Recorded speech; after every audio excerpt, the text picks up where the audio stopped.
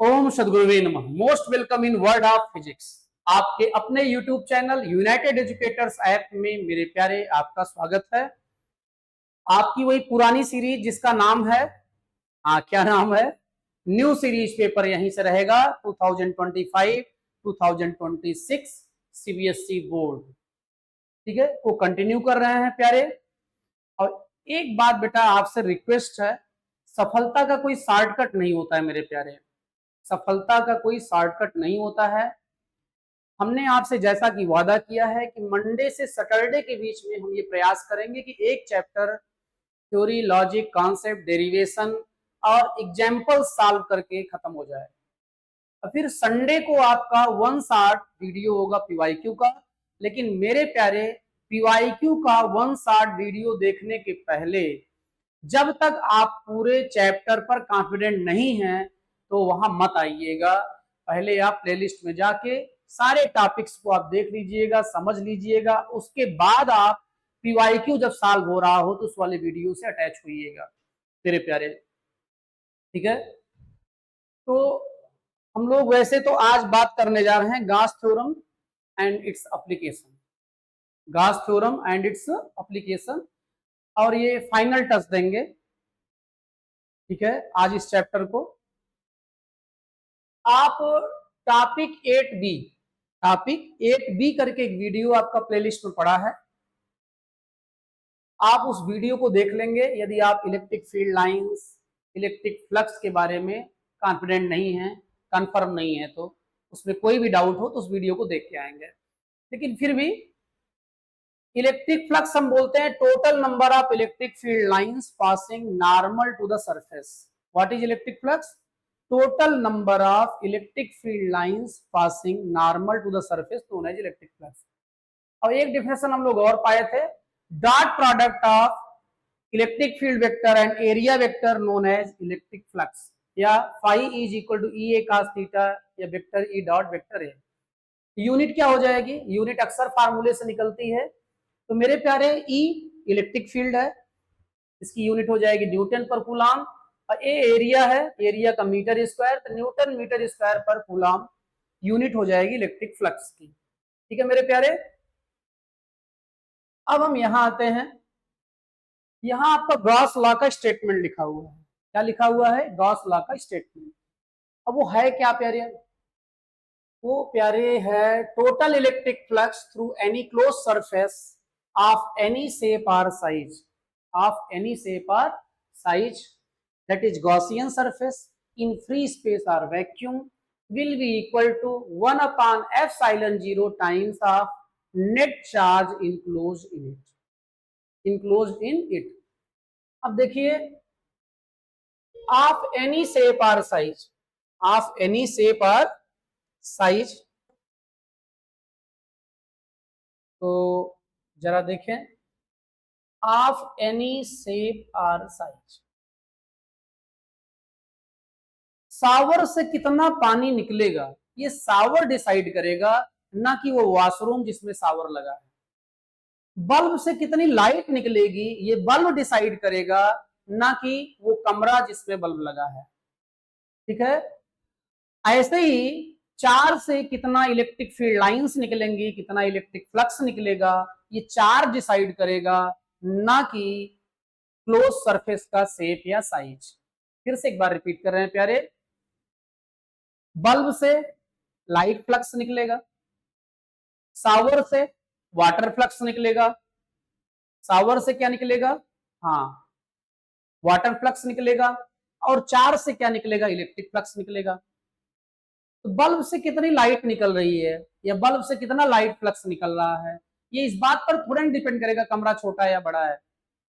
Bulb से जितनी रोशनी निकल रही उतनी निकलेगी, कमरा चाहे छोटा हो चाहे बड़ा हो। ठीक है, शावर जो आपका वॉशरूम की साइज चाहे छोटी हो चाहे बड़ी हो, शावर से जितना वाटर फ्लक्स निकल रहा है उतना ही निकलेगा।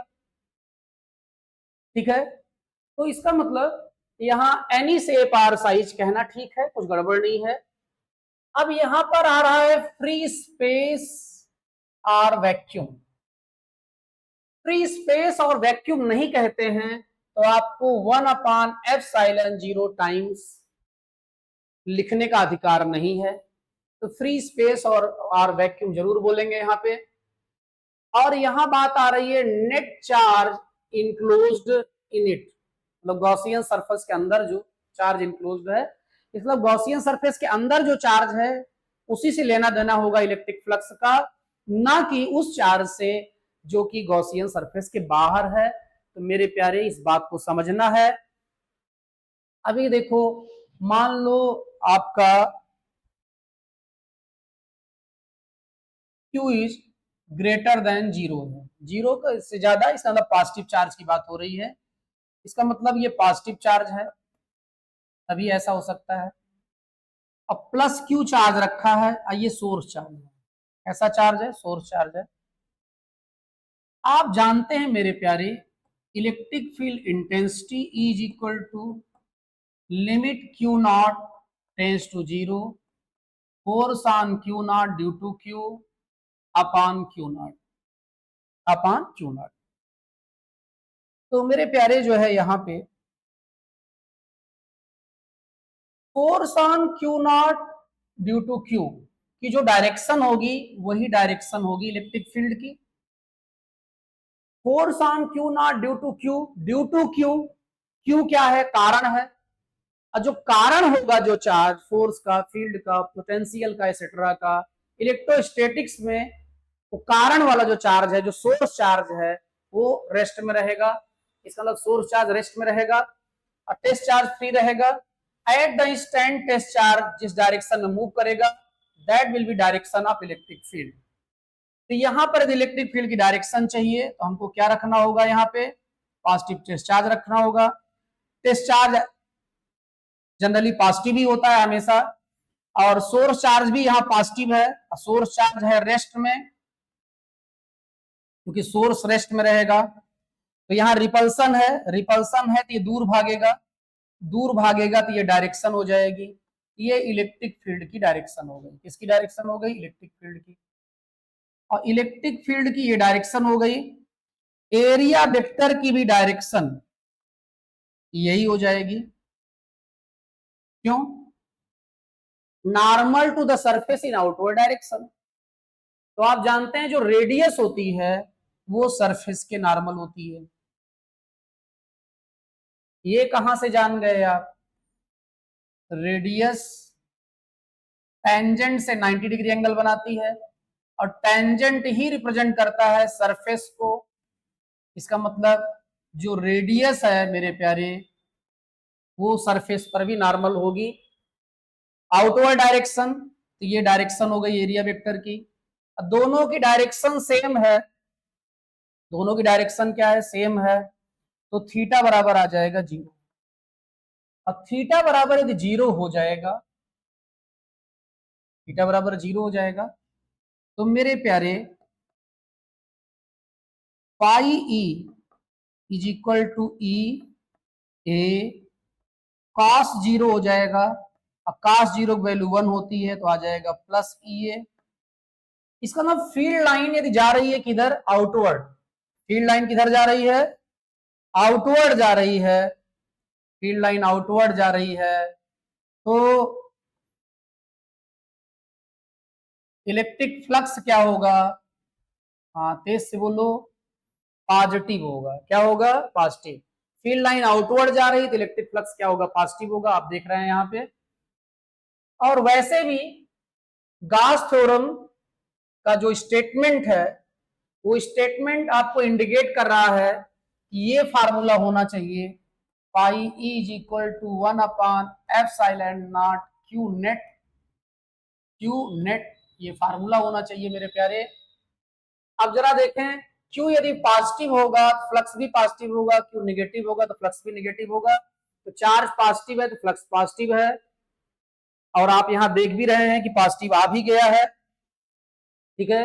इसका मतलब फील्ड लाइन आउटवर्ड जा रही है तो फ्लक्स पॉजिटिव होगा और इनक्लोज चार्ज भी पॉजिटिव होगा। अब ऐसे ही आप देखें,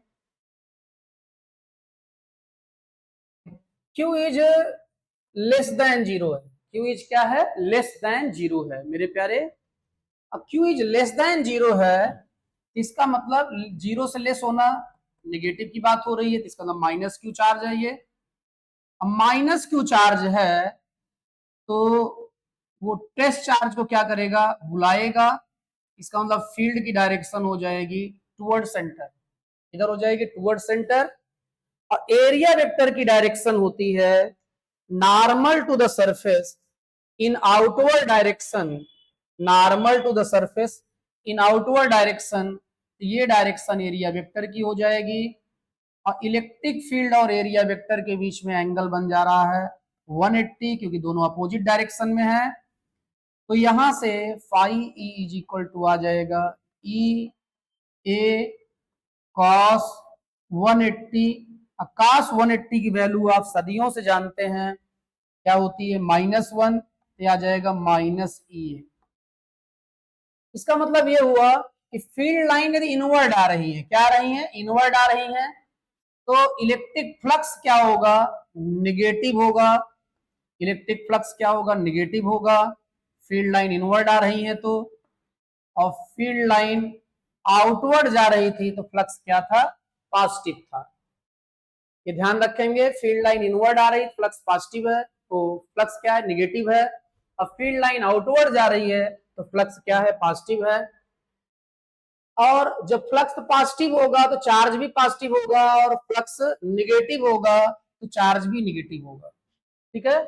और फ्लक्स क्या था आपका, टोटल इलेक्ट्रिक फ्लक्स क्या हो जाएगा आपका, total number of electric field lines. ठीक है। तो चार्ज का मैग्नीट्यूड ज्यादा होगा तो नंबर ऑफ फील्ड लाइंस भी ज्यादा होंगी, इसीलिए जिस चार्ज का मैग्नीट्यूड ज्यादा होगा उससे फील्ड लाइंस ज्यादा निकलेंगी, और जिसका मैग्नीट्यूड कम होगा उससे फील्ड लाइंस क्या होंगी, कम निकलेंगी। उससे फील्ड लाइंस क्या होंगी, कम निकलेंगी मेरे प्यारे। ठीक है। तो हमारे ख्याल से इतनी बातें आप समझ गए। तो यहां जैसे बोला जा रहा है कि इनक्लोज्ड इन इट, क्या बोला जा रहा है, इनक्लोज्ड इन इट। ठीक है। तो थोड़ा छोटा कर देते हैं।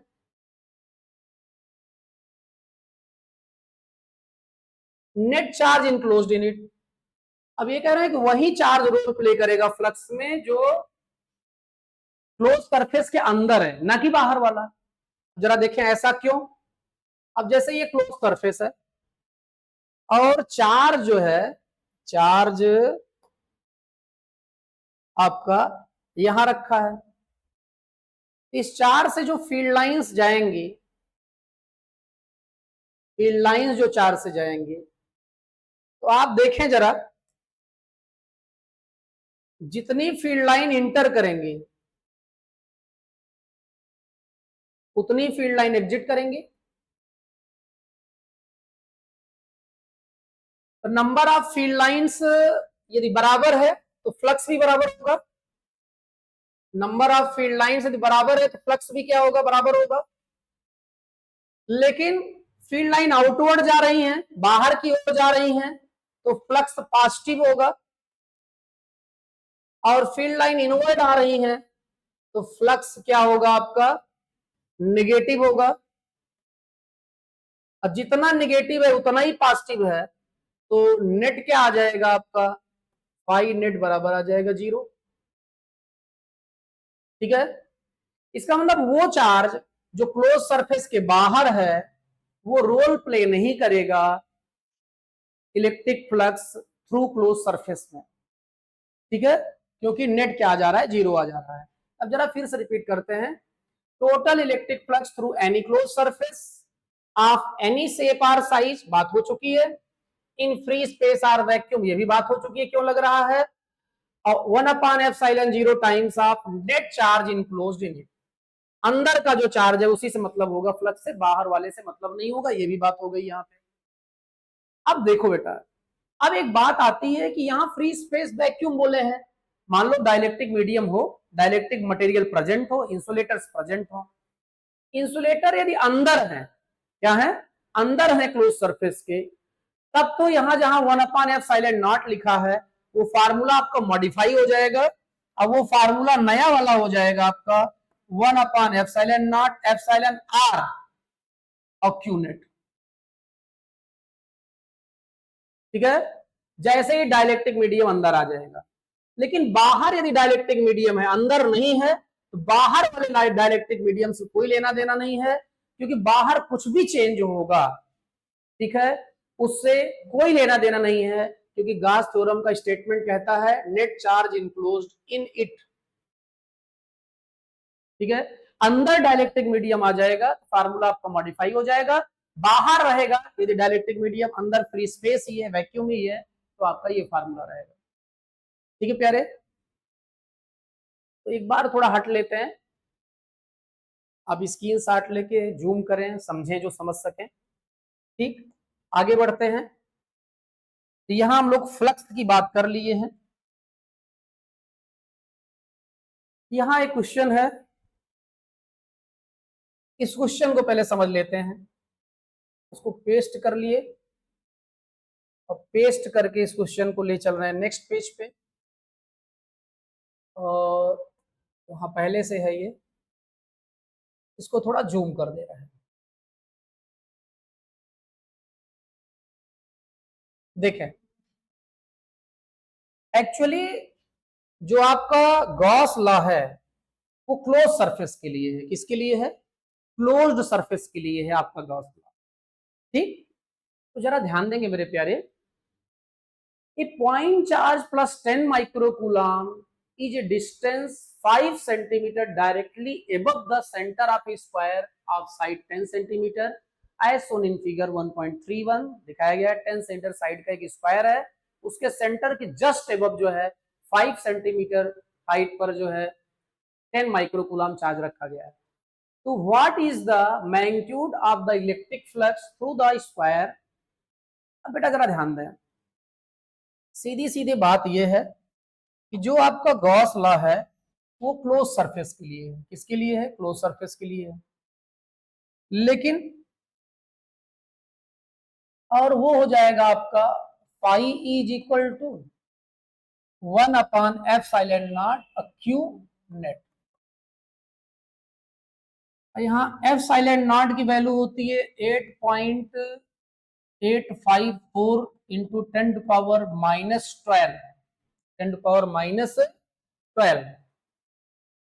ठीक है, ये इसकी वैल्यू होती है। और यहां क्यू नेट गिवन है 10 माइक्रोकूलम है। You know that micro that means 10⁻⁻6, ये हो जाएगा 10⁻⁻5 कूलम, 10⁻⁻5 कूलम। ठीक है, अब जरा समझें, ये जो चार्ज है इनक्लोज्ड, इनक्लोज मतलब क्लोज सरफेस के लिए गॉस थ्योरम है, और यहां पर स्क्वायर कह रहे हैं, तो स्क्वायर तो क्लोज सरफेस है नहीं। अब यहां यदि गॉस थ्योरम हमको अप्लाई करना है, कुछ स्पेशलाइजेशन करना पड़ेगा। अब जरा एज्यूम करो, आप जिस भी कमरे में बैठे हो उसके फ्लोर को मान लो स्क्वायर है, जिसकी लेंथ भी 10 सेंटीमीटर, और ब्रेथ भी क्या है 10 सेंटीमीटर, और पूरे कमरे को आप क्यूब मान लो, तो 10 सेंटीमीटर लेंथ, 10 सेंटीमीटर ब्रेथ और 10 सेंटीमीटर हाइट भी है। ठीक है, अब स्क्वायर का सेंटर कहां पे होगा? स्क्वायर के सेंटर से 5 सेंटीमीटर एबव, मतलब हाइट का हाफ। इसका मतलब रूम के सेंटर पे पहुंच गए। कहां पहुंच गए? रूम के सेंटर पे पहुंच गए, जहां रूम के डायगोनल इंटरसेक्ट करेंगे, क्यूब शेप का जो रूम रहेगा, ठीक है, उसके डायगोनल जहां इंटरसेक्ट करेंगे वहीं पे चार्ज है। ठीक, सपोज करो जहां चार्ज है वहां बल्ब होता, उस बल्ब से लाइट छत पर, फर्श पर और चारों दीवार पर बराबर जाती, क्योंकि सेंटर पे था। इसका तो जो फ्लक्स है वो आपका 6 फेसेस को बराबर डिवाइड होगा, और उसमें से ये स्क्वायर एक फेस है, तो स्क्वायर के थ्रू जो फ्लक्स होगा that will B 1/6 of net flux. ठीक है, तो फ्लक्स थ्रू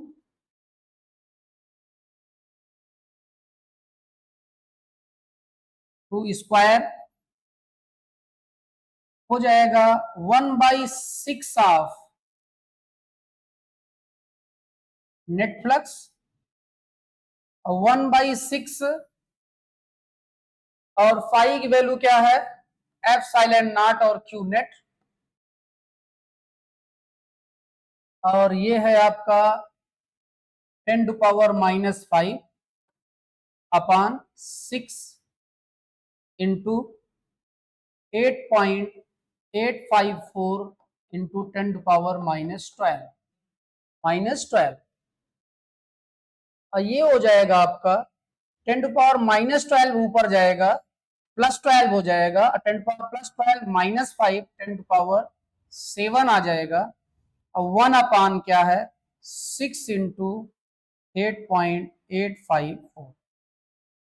ठीक है, अब इसको सॉल्व कैसे करेंगे, तो आनंद सिंह यहां मदद लेंगे। कैलकुलेटर है, हमारे ही लोगों ने बनवाया है इसको, तो मेरे प्यारे 1 में डिवाइड करेंगे हम 6 से, इक्वल ये वैल्यू आ गई, और फिर उसमें डिवाइड करेंगे फिर से किससे 8.854 से, 8.854 से, और वैल्यू आ गई आपकी 0.0188 इंटू 10⁻7 है यहाँ पे, और ये न्यूटन मीटर स्क्वायर पर कूलम यूनिट हो जाएगी। अब आप चाहें तो लिख सकते हैं 1.88 10⁵ न्यूटन मीटर स्क्वायर पर कूलम। ठीक है, ये मेरे प्यारे आपका आंसर हो जाएगा, ये आपका क्या हो जाएगा, आंसर हो जाएगा, ये आंसर हो गया। ठीक है, तो लगे हाथ देख लेंगे। अच्छा, यहां इतना अरेंजमेंट क्यों करना पड़ा? ठीक है, क्योंकि स्क्वायर के थ्रू इलेक्ट्रिक फ्लक्स पूछा जा रहा था, हमको अप्लाई गॉस थ्योरम करना था।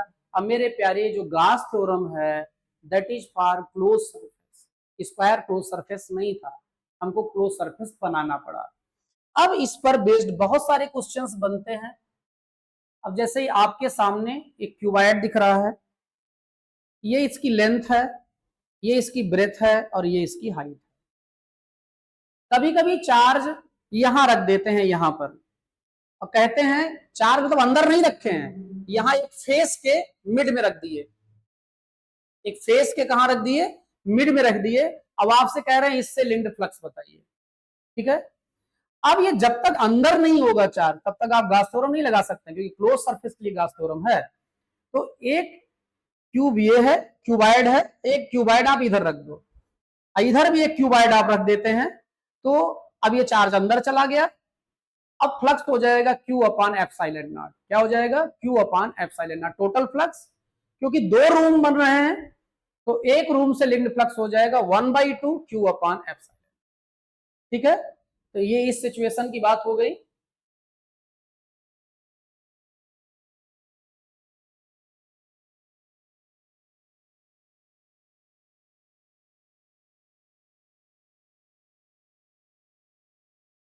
ये इस सिचुएशन की बात हो गई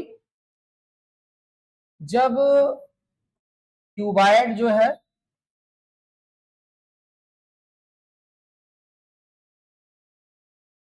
उसके अंदर नहीं रखा गया है चार्ज, कहां रखा गया है, सरफेस पर ही रख दिया गया है, सरफेस मतलब इसी फेस पर इधर वाले रख दिया गया है। तो आप क्या करेंगे, एक क्यूबाइड इधर भी रख देंगे और अंदर चला जाएगा।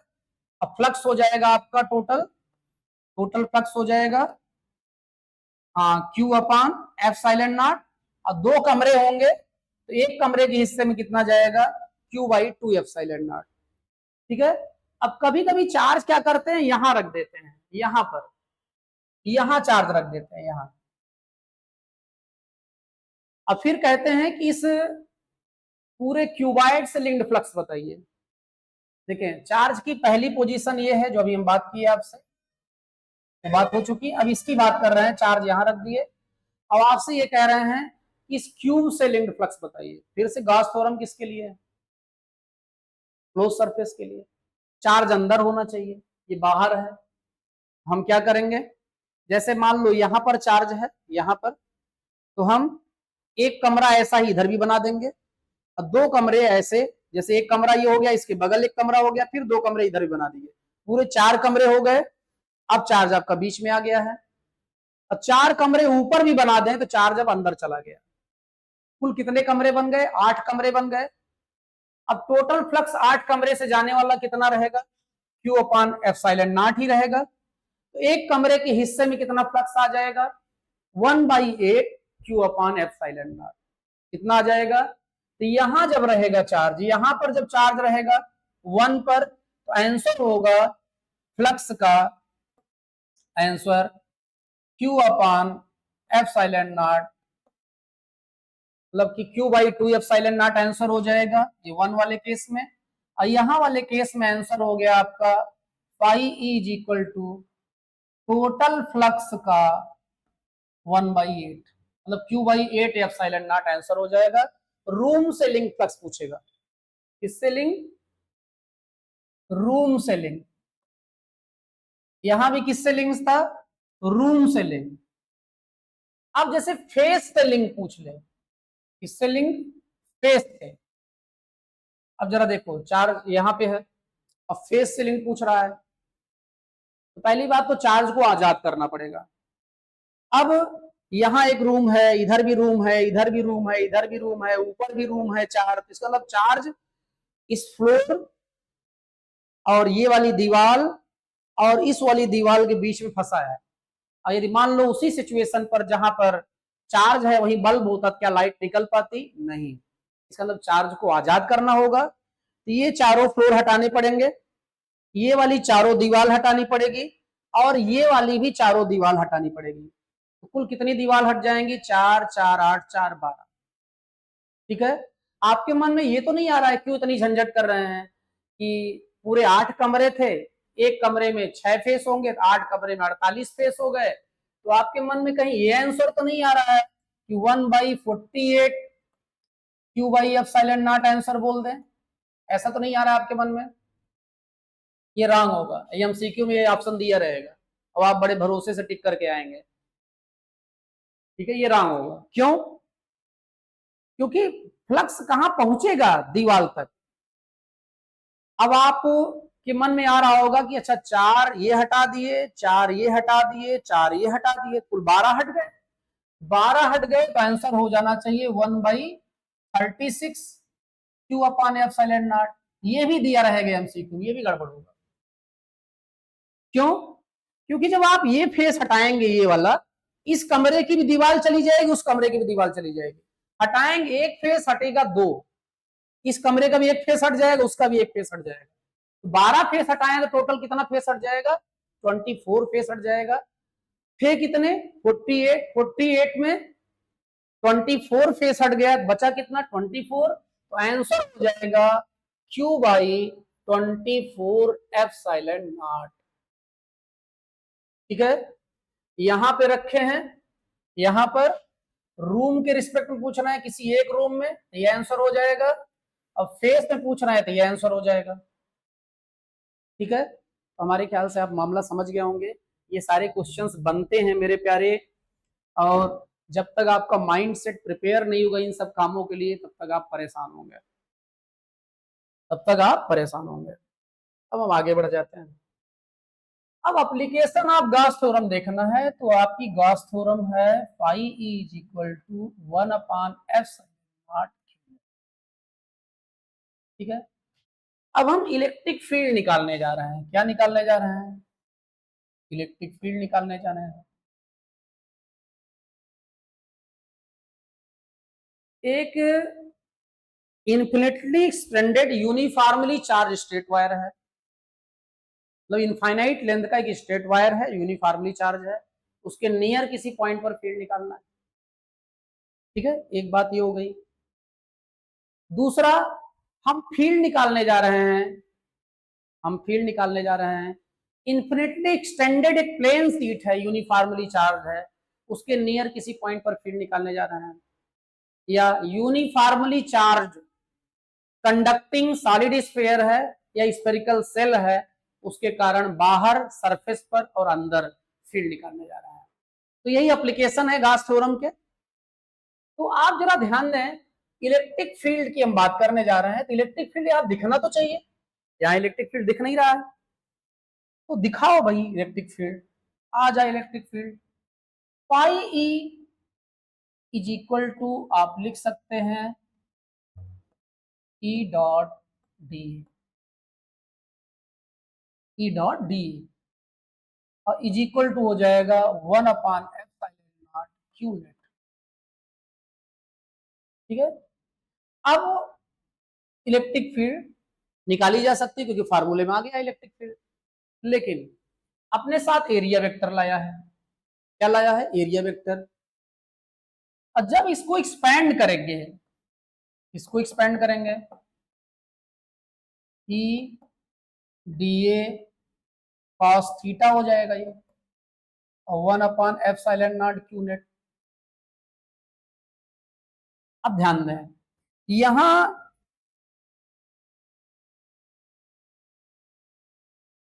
एरिया की बात करनी होगी, एरिया वेक्टर क्या होता है, क्योंकि यहाँ वेक्टर लगा है, एरिया वेक्टर क्या होता है, और यहाँ एंगल है तो एंगल की बात करनी होगी। तो एंगल क्या, हमको बात करनी होगी सॉलिड एंगल, इसकी बात करनी होगी सॉलिड एंगल की, ना कि प्लेन एंगल की। और यहां हमको बात करनी होगी एरिया वेक्टर की। और ये क्लोज साइन क्यों लग रहा है? क्योंकि गॉस थ्योरम किसके लिए सही है? हाँ, केवल क्लोज सरफेस के लिए सही है। ठीक है, अब गॉस थ्योरम है फ्लक्स के लिए, किसके लिए? फ्लक्स के लिए, इलेक्ट्रिक फील्ड के लिए तो है नहीं गॉस थ्योरम, है किसी और काम के लिए, काम कोई और लेना चाहते हैं, उससे बहुत सारे रूल रेगुलेशन बनाने पड़ेंगे। तो rules to draw Gaussian surface देखना होगा। क्यों? क्योंकि हम ये चाहेंगे कि अंदर ये अब्सेंट हो जाए, मतलब अंदर से बाहर चला जाए, ये भी कहां चला जाए? बाहर चला जाए, अब्सेंट हो जाए यहां से। क्योंकि तीन तीन वेरिएबल इंटीग्रेशन साइन के अंदर बैठे रहेंगे तो हम इंटीग्रेट नहीं कर पाएंगे। इसका मतलब इन दोनों को अब्सेंट करने के लिए हमको रूल्स बनाने होंगे, और रूल्स टू ड्रॉ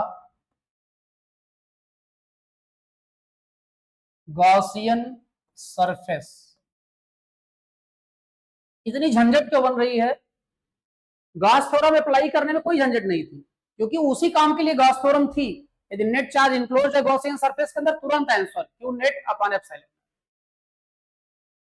प्रॉब्लम तब है किसी और काम के लिए, काम कुछ और लेना चाहते हैं, तो ये तीन तीन वेरिएबल रहेंगे, इंटीग्रेशन नहीं होगा। तो हमको ऐसा कुछ करना होगा कि ये कांस्टेंट हो जाए और cos थीटा भी कांस्टेंट होके बाहर चला जाए, अंदर केवल डीए बचे और इंटीग्रेशन हो जाए। उसके लिए हमको क्या करना होगा? उसके लिए हमको रूल्स जो है बनाने होंगे। अब क्या करने के लिए रूल्स बनाने होंगे? गॉसियन सरफेस को ड्रा करने के लिए। एक बात तो ये हो गई। दूसरा, आप कह सकते हैं सर यहाँ थीटा लिखा है, cos के साथ जो थीटा होता है वो प्लेन एंगल होता है। अब आप कह रहे हैं हम सॉलिड एंगल की बात करेंगे। हाँ, सॉलिड एंगल की बात करेंगे। क्यों सॉलिड एंगल की बात करेंगे मेरे प्यारे? सॉलिड एंगल की बात इसलिए करेंगे, क्यों? क्योंकि गॉस थ्योरम क्लोज सरफेस के लिए है। अब क्लोज सरफेस 3D फिगर होगा, अब 3D फिगर होगा तो प्लेन एंगल कैसे होगा? सॉलिड एंगल होगा। ठीक है, ये। अब एरिया यहाँ पे है, एरिया के ऊपर वेक्टर लगा है, इसलिए एरिया वेक्टर की बात करनी है। ठीक है, तो इन सब की बात पहले करते हैं आगे चल के। देखिए, पहली बात तो एरिया वेक्टर क्या है? एरिया वेक्टर है normal to the surface in outward direction, normal to the surface in outward direction.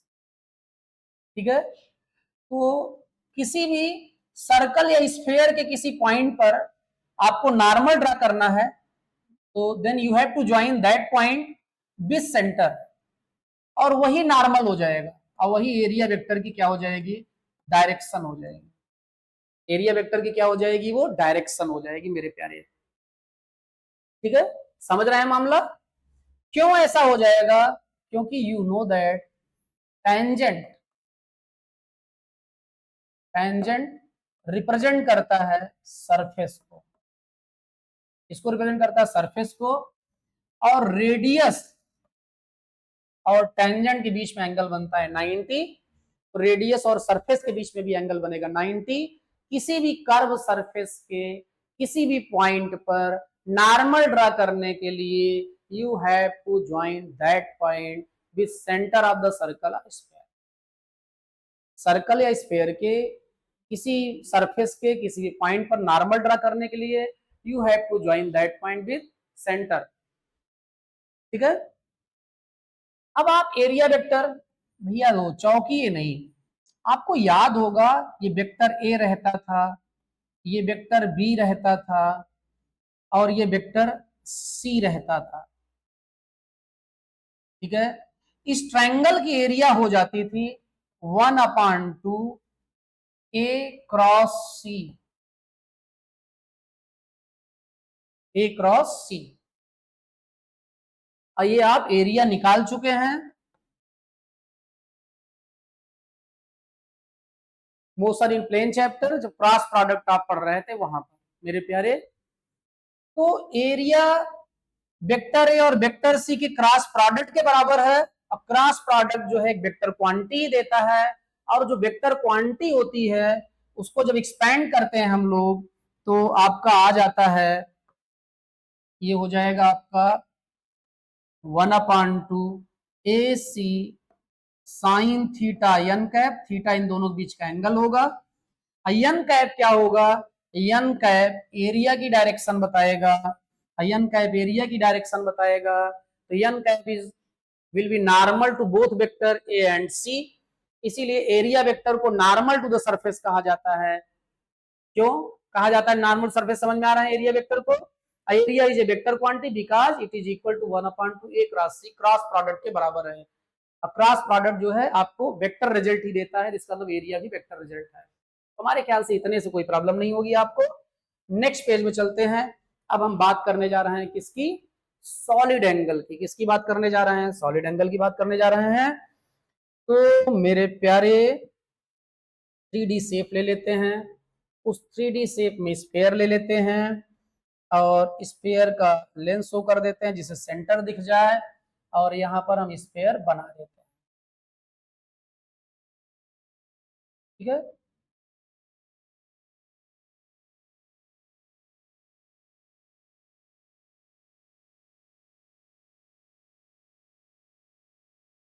Three D shape sphere full length ही है।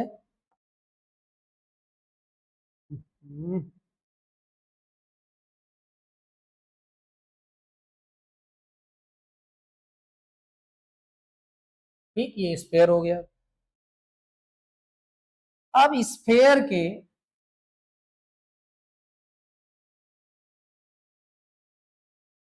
हम इतने एरिया को लेते हैं और इस जो एरिया ले रहे हैं इसकी जो बाउंड्री है उसके हर एक पॉइंट को हम किससे मिलाते हैं, सेंटर से। एक कोनिकल शेप बन जाएगा और ये यहां पर जो एंगल हो जाएगा इसको हम लोग बोलेंगे डी ओमेगा। क्या बोलेंगे, डी ओमेगा बोलेंगे मेरे प्यारे। और सरफेस के पॉइंट को जब हम यहां से मिलाएंगे ये आपका वेक्टर आर हो जाएगा या आर आर कैप। ठीक है। और एरिया वेक्टर यदि ये डीए है, एरिया वेक्टर होगा normal to the surface, vector DA भी इधर चला जाएगा, ये हो जाएगा डीए वेक्टर डीए और एन कैप। एन कैप क्यों लिख रहे हैं, नॉर्मल टू द सरफेस है इसलिए। और यहाँ आर कैप क्यों लिख रहे हैं, क्योंकि पोजीशन वेक्टर की डायरेक्शन में। ठीक है। अब यहां आप फार्मूला जानते हैं, D omega is equal to D A upon R square. 11th units and measurement chapter, आप वहां ये स्टडी करके आए थे मेरे प्यारे।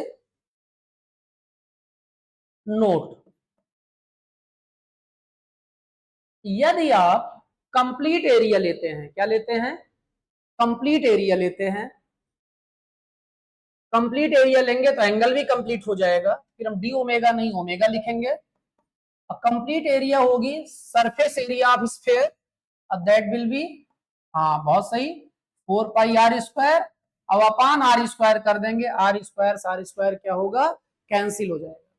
क्या होगा, कैंसिल हो जाएगा। तो ओमेगा इज इक्वल टू आ जाएगा आपका 4 पाई। तो कहीं यदि इंटीग्रेशन ऑफ डी ओमेगा लिखा है तो आप समझ लेंगे ओमेगा है और उसकी वैल्यू क्या है, 4 पाई है।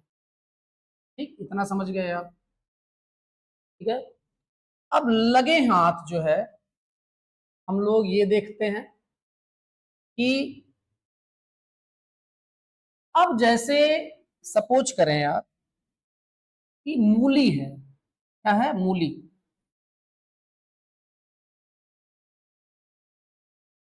और मूली को आप ऐसे काटेंगे और मूली को आप ऐसे काटेंगे, ऐसे पे एरिया ज्यादा होगी और ऐसे पे एरिया कम होगी।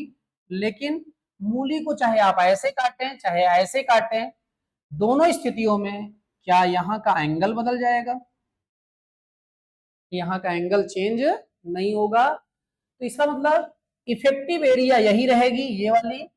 अभी मान लो ये डीए है, क्या है, ये डीए है।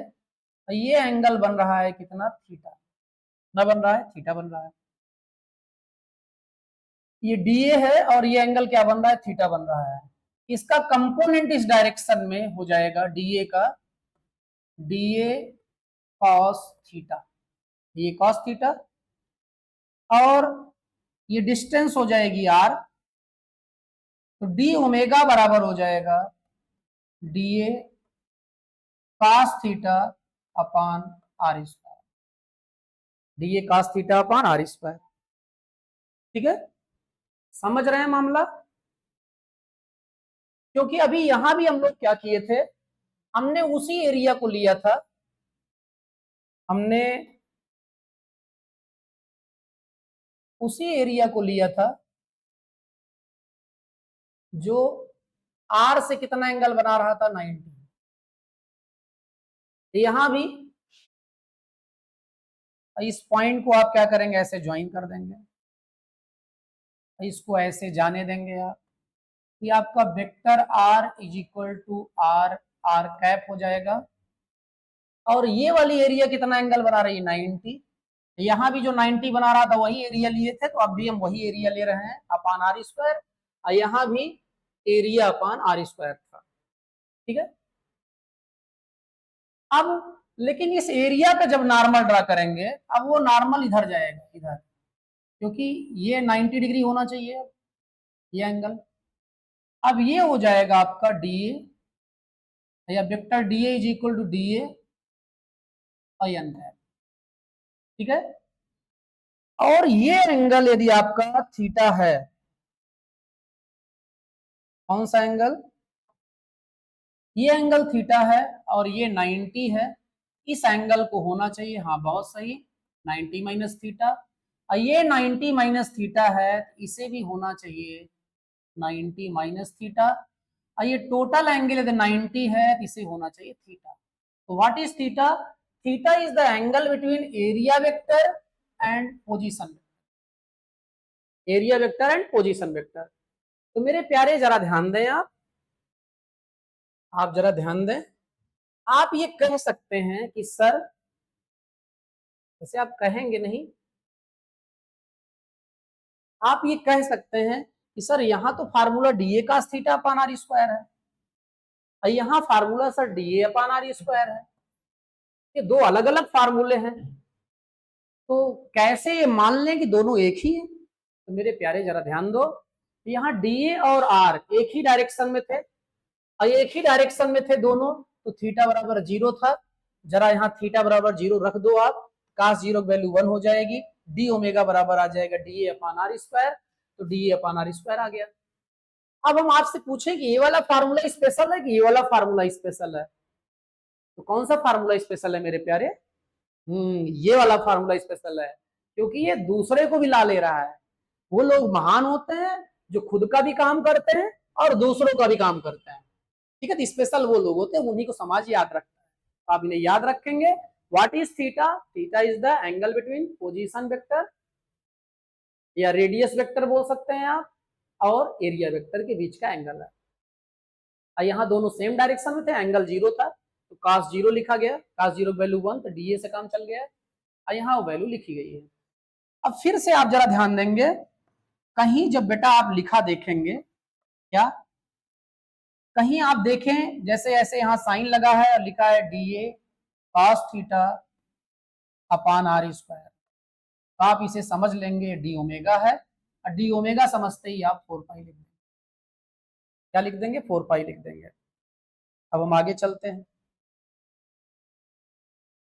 तो एरिया वेक्टर की बात हो गई, सॉलिड एंगल की बात हो गई, ठीक है। अब क्या बचा? Rules to draw Gaussian surface. Rules to draw Gaussian surface.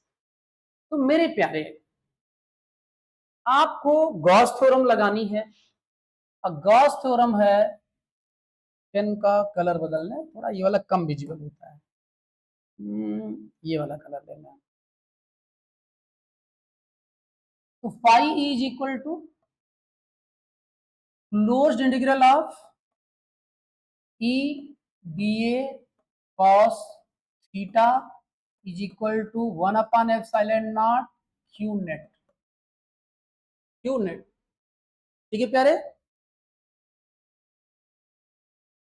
तो अब जरा आप ध्यान दें, E D A cos theta is equal to 1 upon epsilon naught Q net. अब हमको ऐसा कुछ करना है कि ये और ये बाहर चले जाएं और अंदर एक ही वेरिएबल बचे और इंटीग्रेशन इजीली हो जाए, ठीक है। तो इसका मतलब गॉसियन सरफेस ऐसा होना चाहिए कि हम ई को कांस्टेंट मान सकें। इसका मतलब चार्ज डिस्ट्रीब्यूशन के रिस्पेक्ट में गॉसियन सरफेस सिमेट्रिकल होना चाहिए।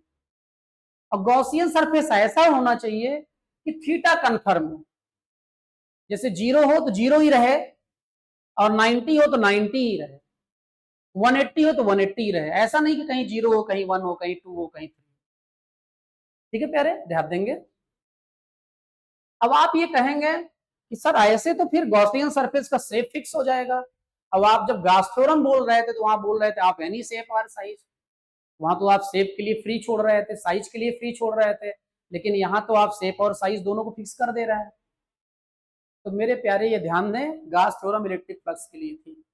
आप इलेक्ट्रिक फील्ड निकाल रहे हैं, इलेक्ट्रिक फील्ड निकाल रहे हैं, तो इलेक्ट्रिक फील्ड के लिए गॉसियन सरफेस आप एनी शेप और साइज थोड़े। इलेक्ट्रिक फ्लक्स के लिए गॉस थ्योरम थी, इलेक्ट्रिक फ्लक्स के लिए किसी भी शेप साइज का रहे गॉसियन सरफेस कोई फर्क नहीं पड़ता है, ठीक है। तो अब जरा ध्यान दें, जैसे पॉइंट चार्ज है, ऐसा चार्ज है, पॉइंट चार्ज है, तो गॉसियन सरफेस क्या होगा? स्फेरिकल होगा। गॉसियन सरफेस क्या होगा? स्फेरिकल होगा। किस केस में? पॉइंट चार्ज के होने पर। पॉइंट चार्ज के होने पर गॉसियन सरफेस क्या होगा? स्फेरिकल। और कंडक्टिंग सॉलिड स्फीयर के होने पर भी गॉसियन सरफेस स्फेरिकल होगा, और कंडक्टिंग स्फेरिकल सेल के भी होने पर गॉसियन सरफेस स्फेरिकल होगा। कंडक्टिंग स्फेरिकल सेल और कंडक्टिंग सॉलिड स्फीयर और गॉसियन सरफेस, इन तीनों का सेंटर कोइंसाइड करेगा, सेंटर सेम रहेगा। अब आप कहेंगे सर ऐसा होने पर मामला कैसे हो जा रहा है? तो देखो बेटा, इलेक्ट्रिक फील्ड की डायरेक्शन हो जाएगी रेडियली आउटवर्ड, यदि पॉजिटिव चार्ज है, नेगेटिव चार्ज होता तो रेडियली इनवर्ड हो जाती। और एरिया वेक्टर की डायरेक्शन हो जाएगी normal to surface in outward direction. और हम सरफेस पर कहीं भी बात करें, इलेक्ट्रिक फील्ड और एरिया वेक्टर की डायरेक्शन के बीच में एंगल हर जगह जीरो ही बनेगा, एंगल हर जगह जीरो बनेगा। इसका मतलब यहां हम कास जीरो रख सकते हैं, क्या रख सकते हैं? कास जीरो की वैल्यू 1 हो जाएगी, गायब हो जाएगा। अब हमको अंदर 3 वेरिएबल है, तो एक वेरिएबल आपका गायब हो गया यदि हम इसको ऐसे ले लिए तो। और इलेक्ट्रिक फील्ड कांस्टेंट होके बाहर चला जाएगा। क्यों कांस्टेंट हो जाएगा?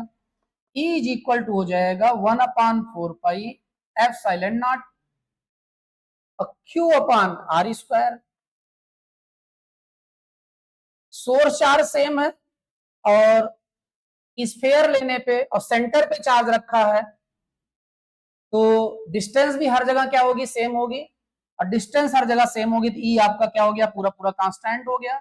ई कांस्टेंट हो गया, ई बाहर चला जाएगा, ठीक है। तो यहां हम आपका स्फेयर ले सकते हैं। क्या ले सकते हैं? स्फेयर। ठीक है, अगले पेज पे चलते हैं। हमको बात क्या करनी है? बात वही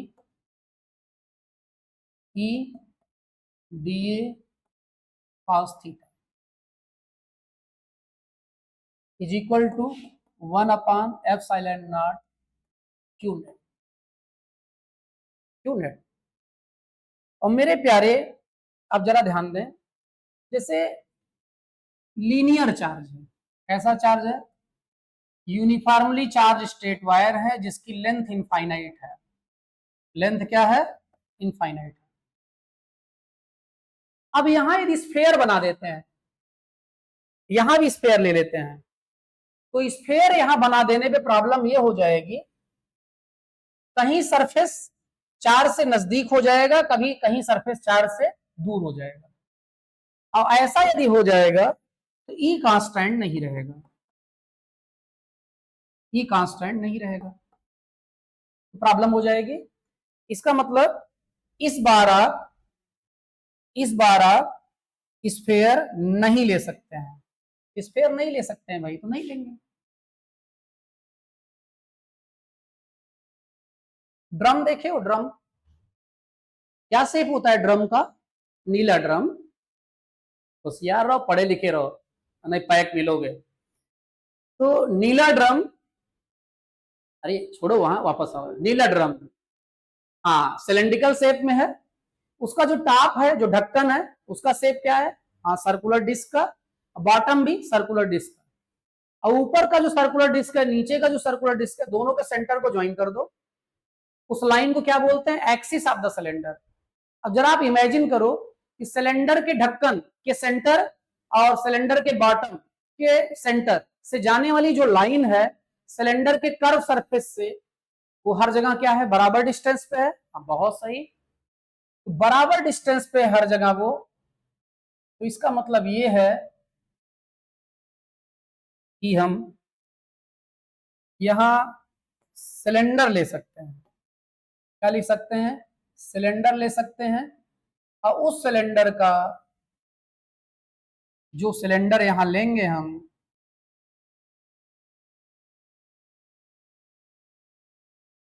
ये सिलेंडर ले लिए। ठीक है, ले लिए भाई सिलेंडर। और ये वायर थोड़ा लंबा है, थोड़ा क्या, इनफाइनाइट लेंथ का है, बहुत लंबा है। और इरेजर साइज थोड़ा कम हो जा, ये अंदर का पोर्शन है इसलिए डॉटेड दिखा दे रहा है, डॉट। ठीक है, और ये यहां से अंदर चला गया है, यहां नहीं दिखेगा। फिर यहां से निकलता दिखेगा। ठीक है, तो आपको ये फीलिंग आ रही है कि सिलेंडर के पार कर गया है? हाँ, ये ध्यान देंगे, डायग्राम ऐसा बनना चाहिए कि देखने से लगे। ठीक, अब जरा शुरू हो जाए कि आपका काम यहां हुआ कि नहीं हुआ। देखो, कर्व सरफेस की बात करें तो कर्व सरफेस का हर एक पॉइंट, कर्व सरफेस का हर एक पॉइंट इस चार्ज डिस्ट्रीब्यूशन से सिमेट्रिक डिस्टेंस पर है, सिमेट्रिकल है। इसका मतलब सोर्स चार्ज भी सेम रहेगा, लो, सोर्स चार्ज भी सेम रहेगा और आर भी सेम रहेगा, फील्ड सेम हो जाएगी, कांस्टेंट हो जाएगी। कर्व सरफेस के लिए फील्ड कांस्टेंट हो जाएगी। कर्व सरफेस के लिए फील्ड क्या हो जाएगी? कांस्टेंट हो जाएगी। तो फील्ड बाहर चली गई। और एरिया वेक्टर क्या हो जाएगा? अब ये समझ लो, सिलेंडर जो बना है, एक चूड़ी के ऊपर कई सारी चूड़ियां रखते चले जाओ, सिलेंडर बन जाएगा। तो इसका मतलब यहां भी एक चूड़ी होगी, और उस चूड़ी का आधा पोर्शन बाहर होगा, आधा कहां होगा? अंदर होगा। और उस पर जब एरिया वेक्टर ड्रा करेंगे तो रेडियली आउटवर्ड हो जाएगा एरिया वेक्टर। और इलेक्ट्रिक फील्ड, यहां टेस्ट चार्ज रखो, और टेस्ट चार्ज को ये भाई साहब क्या करेंगे? पॉजिटिव है तो रिपेल करेंगे, तो इलेक्ट्रिक फील्ड भी इधर हो जाएगी। ये पूरे कर्व सरफेस पर यही सिचुएशन होगी।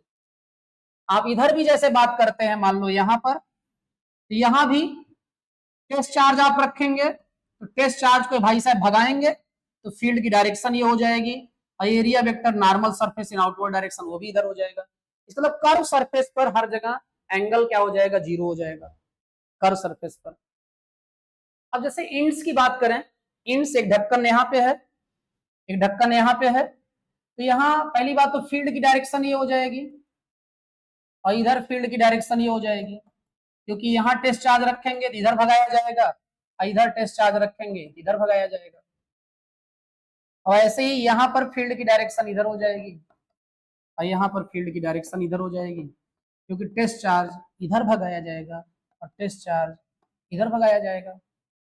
ठीक है, लेकिन एरिया वेक्टर, अब ये ढक्कन है, ढक्कन पर जो एरिया वेक्टर होगा ये होगा, और इधर तो ड्रा नहीं कर सकते, अंदर चले जाएंगे आउटवर्ड, ये हो जाएगा एरिया वेक्टर।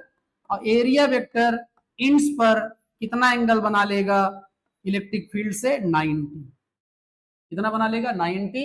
अब ऐसे ही यहाँ जो ढक्कन होगा इधर ड्रा करेंगे तो अंदर चले आएंगे, ऐसे ड्रा होगा तो एरिया वेक्टर इधर चला जाएगा, और यहाँ भी एरिया वेक्टर इधर चला जाएगा, इंड्स पे एंगल 90 बन जाएगा, और कर्व सरफेस पर एंगल क्या बन जाएगा, 0 बन जाएगा। ठीक, तो देखो यहाँ पर यदि इसको दो पार्ट में बांट दें, कर्व और इंड पे, तो थीटा फिक्स हो गया, और ई सिमेट्रिकल होने के कारण बाहर निकल गया, तो आपका काम हो जाएगा। चलते हैं नेक्स्ट पे। अब इन्फिनिटली एक्सटेंडेड प्लेन शीट है, इन्फिनिटली एक्सटेंडेड क्या है, प्लेन शीट है। तो यदि इसका सर्कुलर शेप होगा तो गॉसियन सरफेस सिलेंडर ले सकते हैं, और इसका स्क्वायर या रेक्टेंगल शेप होगा तो गॉसियन सरफेस क्यूबाइड ले सकते हैं। क्या ले सकते हैं, क्यूबाइड ले सकते हैं। अब जैसे ही यहां पर एक लाइन ड्रा किए, यहां पर एक लाइन ड्रा किए, और इसको ऐसे करके ऐसे, और फिर यहां से लाइन चली गई ऐसे, फिर ड्रा कर दिए ऐसे, और यहाँ आ गई, और यहाँ से फिर लाइन चली गई ऐसे, तो ऐसा लग रहा है कि इसको पार करके चला गया है। हाँ बहुत सही, कहाँ से इतना बढ़िया डायग्राम बनाना हम सीख लिए, कई क्लास तो नहीं लिए थे। तो मेरे प्यारे ये यूनिफॉर्मली चार्ज है,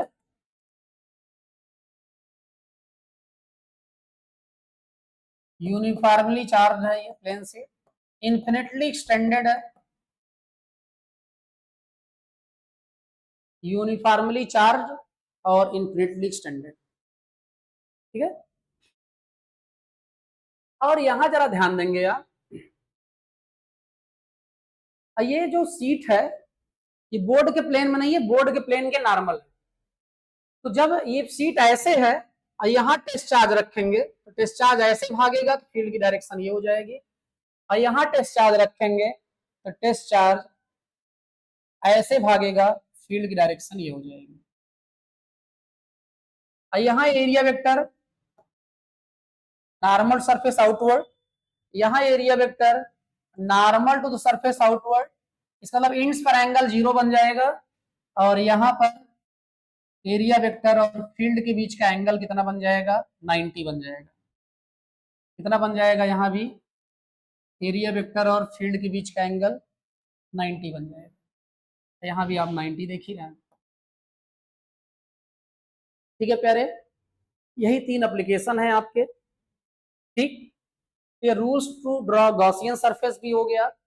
तो अब rules to draw Gaussian surface को कैसे बोलेंगे, इसका फर्स्ट स्टेप हो जाएगा, Gaussian surface should be in such a way that it must be symmetrical with respect to charge distribution so that we can imagine electric field as a constant. ठीक है, फिर दूसरा, Gaussian surface should be in such a way that we can confirm angle between area vector and electric field.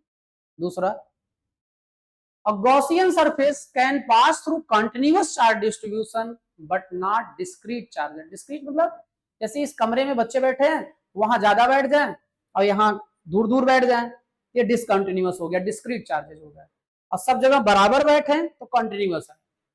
तो continuous charge distribution से Gaussian surface पास हो सकता है, देखो पास ही हो रहा है, और यहाँ पीछे वाले में पास ही हो रहा है। और यहाँ भी पास ही होता है। ठीक है, अब हम शुरू हो जाते हैं। 3 एप्लीकेशन है, 3 डायग्राम आपके बने हुए हैं। देखिए भाई, वो भी ये नहीं प्यारे। अब आप ये कहेंगे कि भाई अप्रैल से जो बैच शुरू होता है, ठीक है, तब टीचर आराम आराम से थोड़ा थोड़ा करके पढ़ाता है। अब बेटा अप्रैल और कहाँ अक्टूबर, ठीक है, तो अप्रैल पूरा, मई, जून, जुलाई, अगस्त, सितंबर, मतलब पूरे 6 महीने का सिलेबस हमको खींचना है। अब आपको बोर्ड एग्जाम के पहले पहले कंप्लीट देना है, तो वो भी है नहीं भाई। ठीक है, यदि मान लो ऊब जाए कहीं पर, तो आप वीडियो को पास कर दें, रोक दें वीडियो को, जाए नाच गा के चले आए, फिर आगे देखें। आप समझ रहे हैं ना? हाँ, मतलब शिफ्ट में देखें, थोड़ा थोड़ा करके देखें। ठीक है, यदि बोर हो रहे हैं देखने वाले, बाकी यहाँ वाले तो झेल ही रहे हैं। हाँ बेटा ध्यान दें। अब यहाँ हम लोग बात करने जा रहे हैं, क्या बात करने जा रहे हैं, पहले इसको कर दें थोड़ा छोटा, लिखना बहुत है। कंडक्टिंग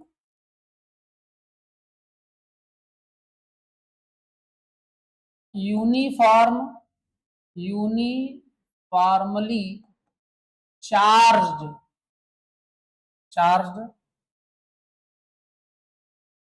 सॉलिड स्फेयर है, या स्फेरिकल सेल, ये दोनों के लिए यही सॉल्व होगा। ठीक है, क्यों क्यों यही सॉल्व होगा? क्योंकि दोनों केस में पूरा का पूरा चार्ज, चाहे कंडक्टिंग सॉलिड स्फेयर हो या या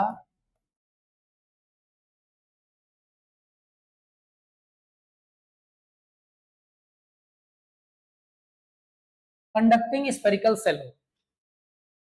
स्फेरिकल सेल मतलब समझ रहे हैं? हाँ, फुटबॉल जैसे अंदर खाली और सरफेस केवल। और कंडक्टिंग सॉलिड स्फेयर समझ रहे हैं? लेदर वाली बॉल अंदर भी भरा रहे।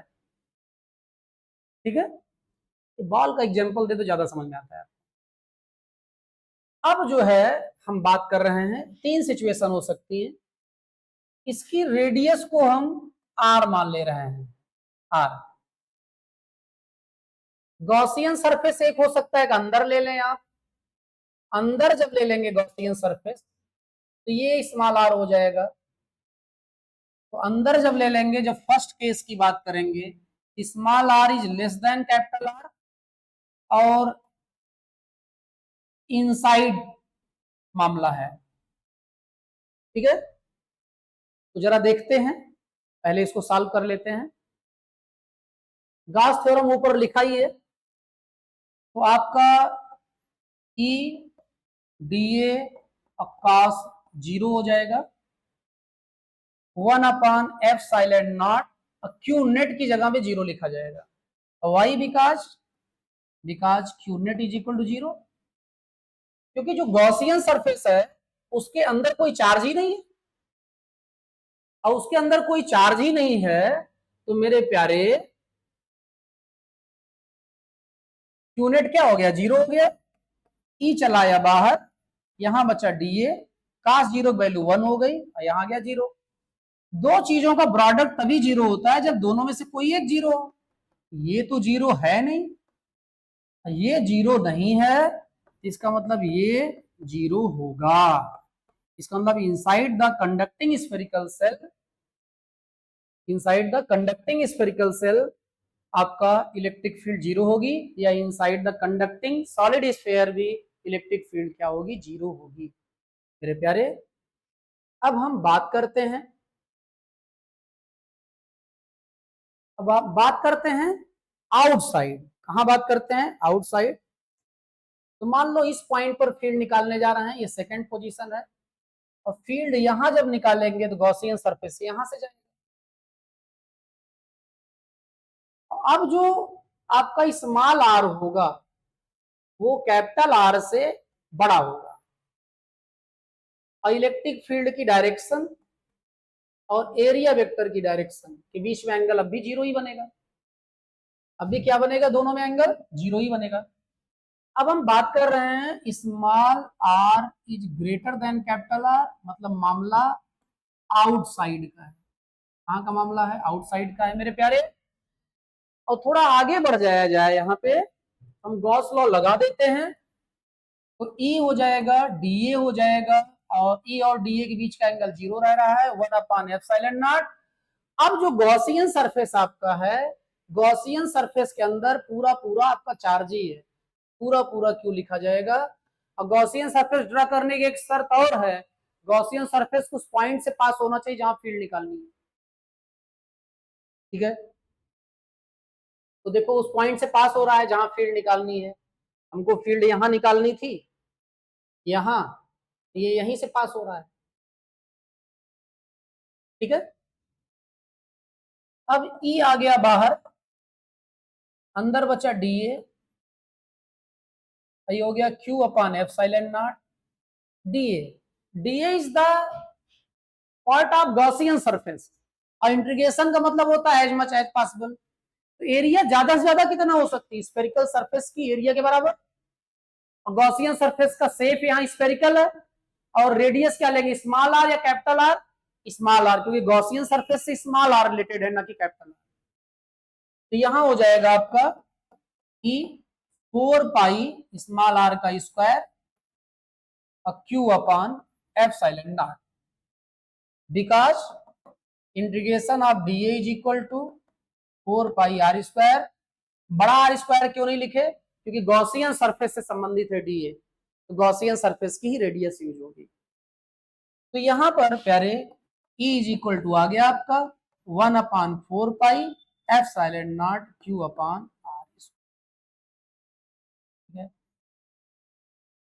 अब हम यहां कहीं बात कर लें तीसरे पॉइंट की, इसका मतलब अब जो है आपका स्मॉल आर और कैपिटल आर अप्रॉक्स इक्वल हो जाएंगे।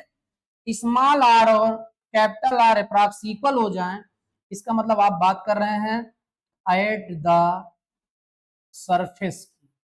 कहां बात कर रहे हैं, एट द सरफेस की बात कर रहे हैं।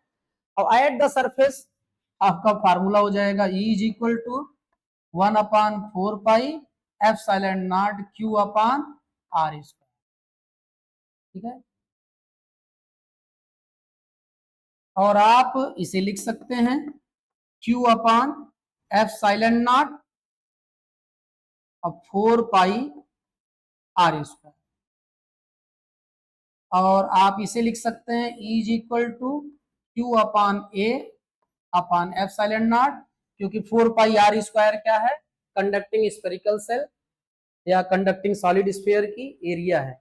अब Q/A को हम सिग्मा लिख सकते हैं, E इज इक्वल टू हो जाएगा आपका सिग्मा/ε0, सिग्मा/ε0। इसको थोड़ा छोटा कर दे रहे हैं, ज्यादा छोटा नहीं करना है, नहीं तो आप सब समझ लेंगे, तो आपको सब समझने नहीं देना है, थोड़ा सा छोटा। हाँ देखें, small R is less than capital R था, इन साइड फील्ड आ गई 0, और outside small R capital R से बड़ा था, आउटसाइड फील्ड ये आ गई जो आप सामने देख रहे हैं, और एट द सरफेस पर फील्ड आ गई कांस्टेंट, ठीक है। तो आप स्क्रीन शॉट लेंगे, जूम करेंगे, समझेंगे मामला। और हम ऐसा क्यों कह रहे हैं, क्योंकि हम कुछ और करने जा रहे हैं, हम ड्रा करने जा रहे हैं ग्राफ। तो भैया हो ये ड्रा कर दिए ऐसे, यहाँ ऐसे बना दिए, यहाँ ऐसे बना दिए, और ये आपका कैपिटल आर है, यहाँ से ऐसे ड्रा कर दिए, ये एक्सिस आर है, ये आपकी इलेक्ट्रिक फील्ड को शो करेगा, ये ओरिजिन है, ठीक है। ठीक, थोड़ा शो कर दें, और अभी थोड़ा यहाँ स्मॉल आर और कैपिटल आर बराबर होगा, इसका मतलब यहाँ एट द का मामला है, यहाँ small R less than capital R होगा, यहाँ इनसाइड का मामला है, और यहाँ small R greater than capital R होगा, ये आउटसाइड का मामला है, ठीक है। तो देखें, कलर थोड़ा बदल दे रहे हैं जिससे आपको पता चले ग्राफ कहां ड्रा हो रहा है। देखिए यहां तक तो फील्ड 0 थी, यहां जो है फील्ड 1/r² के प्रोपोर्शनल है या r² के इनवर्सली प्रोपोर्शनल है। ये ग्राफ ऐसे जाएगा क्योंकि E बराबर 0 है। फिर अचानक यहाँ ग्राफ ऊपर चला जाएगा और फिर यहां से जैसे जैसे r बढ़ेगा E कम होगा। r बढ़ने मतलब ग्राफ का आगे जाना, E कम होने मतलब ग्राफ नीचे आना, ग्राफ नीचे आएगा। लेकिन ये कहीं भी इंटरसेक्ट नहीं करेगा, इस बात को ध्यान देंगे, क्योंकि इंटरसेक्ट वहीं करेगा जहां E 0 हो जाएगा, E वहीं 0 होगा जहां r इनफाइनाइट हो जाएगा। r कहाँ इनफाइनाइट होगा ये नहीं पता है हमको, तो ये दोनों इंटरसेक्ट कहाँ करेंगे ये भी नहीं पता है। इसका मतलब ये पोर्शन पैरेलल हो जाएगा। ठीक है, तो ये ग्राफ हो जाएगा आपका मेरे प्यारे। और आप जानते हैं E बढ़ेगा तो ग्राफ ऊपर जाएगा, E कम होगा तो ग्राफ नीचे आएगा। E कम होते होते 0 हो जाएगा तो ग्राफ जो है r एक्सिस को टच कर देगा। जहां पर E 0 है वहां तक जो है r एक्सिस को टच किया रहेगा E। फिर उसके बाद जैसे ही वैल्यू बढ़ गया, अब यहाँ पर ये फॉलो होने लगा तो E r बढ़ेगा मतलब ग्राफ आगे जाएगा, E कम होगा ग्राफ नीचे आते हुए आगे जाएगा। ये आपका ग्राफ हो गया। ठीक है, अब हम चलते हैं नेक्स्ट। तो यहां भी थोड़ा इसको छोटा कर देते हैं। ठीक, अब हम सॉल्व कर देते हैं पर्पल कलर से। अब यहां देखें, यहां गॉस थ्योरम जो है जब आप लगाएंगे तो यहां आपको ई डी ए कॉस 0 लिखना पड़ेगा और plus E D A cos 90 लिखना पड़ेगा, is equal to Q upon epsilon naught लिखना पड़ेगा। अब देखो बेटा, यहां क्लोज्ड का साइन था, अब नहीं लगाया क्लोज का साइन। क्यों? क्योंकि हमने cos 0 लिखा है तो 0 कर्व सरफेस पे था, ये कर्व है, और 90 इलेक्ट्रिक फील्ड और एरिया वेक्टर में इंड्स पे था, ये इंड्स है। इंड्स में ट्वाइस लिख देंगे क्योंकि इंड 2 है और कर्व सरफेस एक ही है। ठीक है, और यहाँ क्लोज्ड इसलिए नहीं लगा कि जब ड्रम का ढक्कन अलग कर देंगे हम उसको क्लोज्ड कैसे बोलेंगे। ठीक है, ओपन सरफेस हो जाएगी, तो इसलिए क्लोज का साइन यहाँ नहीं लग रहा है मेरे प्यारे। ई कांस्टेंट होने के कारण बाहर आ गया डी ए, और cos 0 वैल्यू हो गई 1, और ये आपका कर्व सरफेस है। cos 90 की वैल्यू 0 होगी, ये पूरा पूरा 0 हो गया। और ये जो Q है, Q, इसको Q ही रहने दें अब अपान एप्सिलॉन नॉट। अब क्यों ये लिखा जा रहा है? क्योंकि Q नेट बराबर Q हो जाएगा। अब मेरे प्यारे, जितना लेंथ जो है गॉसियन सरफेस के अंदर है उतने ही लेंथ की बात कर रहे हैं। और ये जिस लोकेशन पर हम फील्ड निकाल रहे हैं वो पॉइंट वायर से r डिस्टेंस पे है। ठीक है, तो कर्व सरफेस एरिया जब निकालेंगे तो सिलेंडर है, कर्व सरफेस एरिया का फार्मूला क्या हो जाएगा?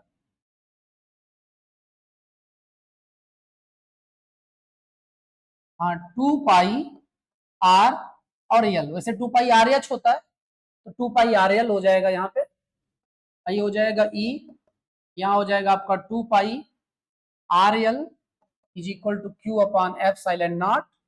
अब मेरे प्यारे, E is equal to 1 upon 2 pi epsilon naught. ये यल इधर चला जाएगा तो इसे हम चाहें तो क्यू बाई एल लिख सकते हैं। अब क्यू बाई एल को हम चाहें तो क्या लिख सकते हैं? बहुत सही, लेमडा लिख सकते हैं। आर भी इधर गया था, आर छोड़ दे रहे हैं हम लोग, ये हो गया। अब क्यों लिखा गया? क्योंकि lambda is equal to Q by L होता है। ठीक है, तो हमारे ख्याल से आप मामला समझ गए होंगे। ठीक है, दूसरा डेरिवेशन हो गया, स्क्रीनशॉट लो, जूम करो, समझो। ठीक, अब इसको हम भगा रहे हैं यहां से, क्यों? ग्राफ ड्रा कर रहे हैं। फिर आप जरा देखें रिलेशन क्या हो गया है। रिलेशन हो गया है आर और ई में रिलेशन क्या है? इनवर्सली है। ग्राफ जब ड्रा करने जाएंगे हम, ये आर एक्सिस होगा, ये ई एक्सिस होगा, ठीक मेरे प्यारे, और हम कलर चेंज कर लेंगे जिससे आपको ग्राफ दिखे, और हाइड कर दे रहा है। देखो ई बढ़ेगा तो ग्राफ ऊपर जाएगा, ई कम होगा तो ग्राफ नीचे जाएगा, आर बढ़ेगा तो ग्राफ आगे जाएगा, आर कम होगा तो ग्राफ पीछे जाएगा। और मेरे प्यारे यहाँ पर रियली क्या हो जाएगा आपका, यहाँ रियली जो है आपका इनवर्सली है, आर बढ़ेगा तो ग्राफ आगे जाएगा, लेकिन ई कम होगा इनवर्सली होने के कारण, मतलब ग्राफ ऐसे चलेगा ऐसे। अब आप जरा देखिएगा ये पोर्शन ही हम लोग एग्जाम में चेक करते हैं, क्यों? क्योंकि इस एक्सिस को टच करने का मतलब है आर जीरो हो जाना, इस एक्सिस पर आर जीरो होगा, इस एक्सिस पर ई जीरो होगा, आर जीरो होने का मतलब ई इनफाइनाइट हो जाना, इसका मतलब इंटरसेक्शन वही होगा जहां ई इनफाइनाइट हो जाएगा।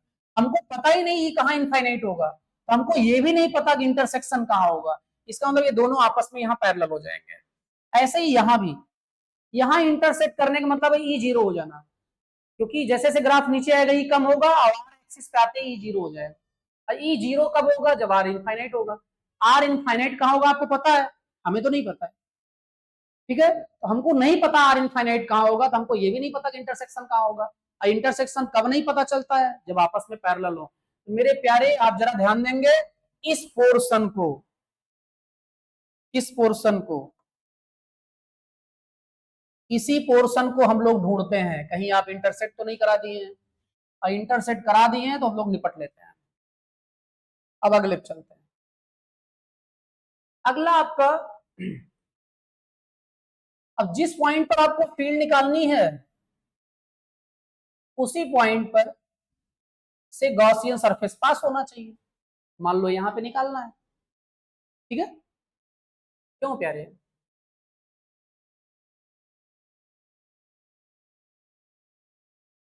तो जरा ध्यान दें यहाँ पे, यहां भी हम इसको थोड़ा छोटा कर लेते हैं, तो आप चलो उधर, और आप कहां से आ गया, जाइए। अब देखें, Gauss theorem, Gauss theorem E B A cos theta epsilon naught Q net, ठीक है। अब ये बराबर है फाई के, यहां भी इंस पर एंगल जीरो और इस वाले पोर्शन पर एंगल 90 है, तो दो पार्ट में सॉल्व करना होगा। तो एक तो हो जाएगा आपका जहां एंगल 90 है, और ये हो जाएगा आपका ई डी ए कॉस 90, और एक हो जाएगा आपका जहां एंगल जीरो है, जहां एंगल जीरो है दो है तो यहाँ टू लिख दिया जाएगा, इंस है एक प्रकार से ये, यहाँ ये लिखो चाहे आप लिख सकते हो, और इंस is equal to Q upon epsilon naught. अब cos 90 की वैल्यू तो जीरो हो जाएगी, निपट जाएगा ये। अब फिर से देखो यहाँ क्लोज का साइन लगा था ना, यहाँ नहीं लगा, क्यों? क्योंकि जब इंस अलग कर देंगे तो गॉसियन सरफेस क्लोज नहीं रह जाएगा, इसलिए ऐसा हो रहा है यहाँ पे, ठीक है प्यारे। तो आप जरा ध्यान दें, ये तो जीरो हो गया, और टू ई सिमेट्रिक कारण बाहर आ गया, डी ए अंदर बचा, cos जीरो की वैल्यू 1 हो गई, और is equal to Q upon epsilon naught, यहां से आपका 2 ई एरिया। अब इंस का ज्यादा से ज्यादा एरिया क्या ले सकते हैं? प्लेट के एरिया के बराबर, इसका मतलब ये हो जाएगा Q upon epsilon naught, why because integration of D A is equal to A, और implies that,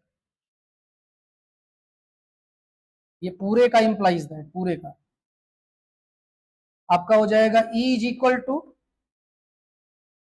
Q upon A, और टू इधर चला जाएगा तो 2 एप्सिलॉन नॉट, और क्यू अपॉन ए को क्या बोल सकते हैं? बहुत सही, sigma, sigma upon 2 epsilon naught, ये मैग्नीट्यूड हो गया। फील्ड डायरेक्शन आप निकाल ही सकते हैं टेस्ट चार्ज रख के। और क्यों सिग्मा रख दिया गया, क्योंकि sigma is equal to Q upon A. ठीक है, फिर से आप स्क्रीनशॉट लो, जूम करो, समझो, वैसे जूम है ही है, इसको कौन सा बहुत छोटा किए थे हम।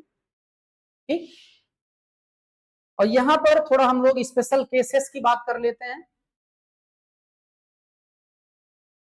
आप जाइए उधर किनारे, देखें ये प्लेट प्लस सिग्मा, ये प्लेट माइनस सिग्मा, मतलब ये पॉजिटिवली चार्ज प्लेट है, ये निगेटिवली चार्ज प्लेट है। ठीक है, हम यहां फील्ड निकाल रहे हैं 1 पर, 2 पर और 3। ठीक है, तो 1 पर हम क्या रखेंगे, टेस्ट चार्ज रखेंगे। टेस्ट चार्ज को ये बुलाएगा और ये भगाएगा, इसका मतलब दोनों की डायरेक्शन सेम हो जाएगी। दोनों मतलब किसकी, E plus sigma, sigma upon 2 epsilon naught, और ई माइनस सिग्मा मतलब सिग्मा अपान 2 एप्सिलॉन नॉट। दोनों डायरेक्शन सेम हो जाएगी, और जिन वेक्टर्स की डायरेक्शन सेम हो वो अलजेब्रिक सम हो जाता है उनका। तो यहाँ E इज इक्वल टू आ जाएगा फर्स्ट पोजीशन पर, ये दोनों ट्वाइस हो जाएगा सिग्मा अपान एप्सिलॉन नॉट। ठीक है, यहाँ टेस्ट चार्ज रखते, ये बुलाता और ये वाला भगाता, तो E इज इक्वल टू ये हो जाता है आपका सिग्मा अपान 2 एप्सिलॉन नॉट, और यहाँ पर sigma upon 2 epsilon not. Plus minus से कोई फर्क नहीं पड़ता है, प्लस माइनस केवल डायरेक्शन पता करने के लिए है। मैग्नीट्यूड में मॉड वैल्यू हम यूज ही करते हैं। तो ये दोनों क्या करेंगे, एक दूसरे को कैंसिल आउट कर देंगे। यहाँ ई थर्ड क्या आ जाएगा, 0 आ जाएगा। अब बिल्कुल यही सिचुएशन यहाँ भी हो जाएगी। टेस्ट चार्ज को ये भाई साहब रिपेल करेंगे, ये भाई साहब क्या करेंगे, अट्रैक्ट करेंगे, फिर से सब्सट्रैक्शन हो जाएगा, ई सेकंड क्या हो जाएगा, 0। इसका मतलब प्लेट्स के बीच में sigma upon epsilon not, plates के बाहर फील्ड 0 होगी। जब कैपेसिटर से रिलेटेड डेरिवेशन कर रहे होंगे सेकंड चैप्टर में, इस लॉजिक का यूज होगा। ठीक है, अब आपके गाउस थ्योरम के एप्लीकेशन कंप्लीट हो गए। क्या कंप्लीट हो गए, गाउस थ्योरम के एप्लीकेशन। अब हम पीछे चलते हैं, वहां कुछ डायग्राम ले रखे थे, इसकी बात तो हम लोग कर चुके थे। इसकी बात करना है पेस्ट, इसकी बात करना है पेस्ट, इसकी बात करना है पेस्ट, इसकी बात करना है पेस्ट। चले,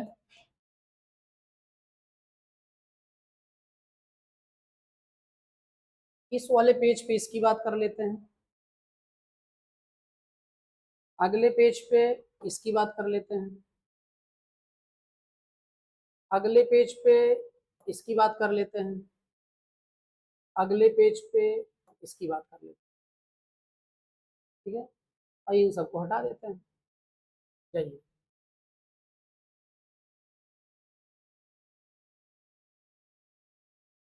देखिए एनसीईआरटी में डायग्राम बना हुआ है। ठीक है, देखो वैसे हम लोग phi E is equal to E A cos theta पढ़े हैं, लेकिन एरिया वेक्टर होगा नॉर्मल टू द सरफेस।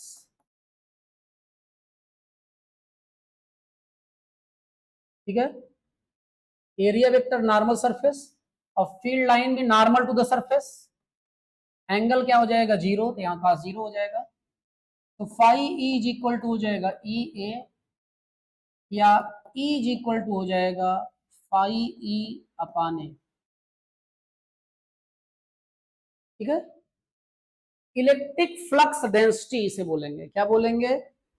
अब आप कहेंगे सर यहाँ डेंसिटी कैसे आ गया, चार्ज बाई लेंथ था linear charge density, charge by area था surface charge density, charge by volume था वॉल्यूमेट्रिक चार्ज डेंसिटी। ऊपर चार्ज था तो चार्ज डेंसिटी बोला गया, यहाँ ऊपर फ्लक्स है तो फ्लक्स डेंसिटी बोला जाएगा। तो इलेक्ट्रिक फ्लक्स डेंसिटी क्या, electric flux density known as electric field intensity, known as electric field intensity। ठीक है, आप देख ही रहे हैं सामने। अब हम एक्चुअली ये पढ़ के आ रहे हैं कि ई प्रोपोर्शनल टू 1/r² या ई इनवर्सली प्रोपोर्शनल टू 1/r²। अच्छा, फ्लक्स को हम लोग क्या बोले थे? हाँ, total number of electric field lines. Flux जो है total number of electric field line से संबंधित। हाँ, ठीक है, आई बात समझ में? तो इलेक्ट्रिक फ्लक्स डेंसिटी को भी इलेक्ट्रिक फील्ड इंटेंसिटी बोलेंगे, इसमें आपको कोई डाउट नहीं होना चाहिए, आपको है भी नहीं। अब यहां पर कोई सोर्स चार्ज है और यहां से बहुत सारी फील्ड लाइंस जा रही हैं, बहुत सारी फील्ड लाइंस जा रही हैं। एक सरफेस एरिया यहां पर है और एक सरफेस एरिया यहां पर, ठीक है। तो जाहिर सी बात है कि एरिया दोनों जगह अलग अलग है,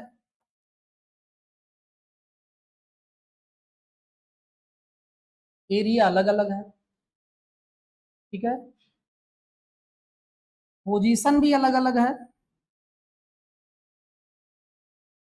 पोजीशन भी अलग अलग है, लेकिन लेकिन क्या सेम है? जितनी फील्ड लाइन इससे पास हो रही उतनी फील्ड लाइन इससे पास हो रही है, तो total number of electric field line same है।